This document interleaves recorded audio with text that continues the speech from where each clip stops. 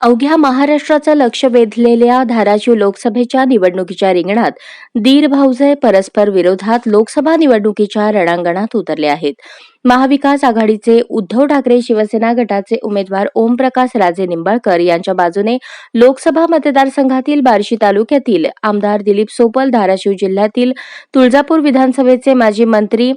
मधुकरराव चव्हाण, भूम परंड्याचे माजी आमदार राहुल मोटे,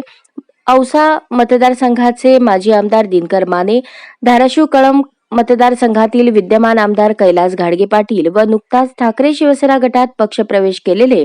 माजी खासदार शिवाजी बापू कांबळे हे ताकदीने उभे आहेत, तर राष्ट्रवादी अजित पवार गटाच्या महायुतीच्या लोकसभेच्या उमेदवार अर्चना राणा जगजितसिंह पाटील यांच्या बाजूला लोकसभा मतदारसंघातील माजी खासदार रवी गायकवाड, माजी मंत्री व माजी खासदार डॉक्टर पद्मसिंह पाटील, मुरुम उमरग्याचे माजी आमदार बसवराज पाटील, माजी आमदार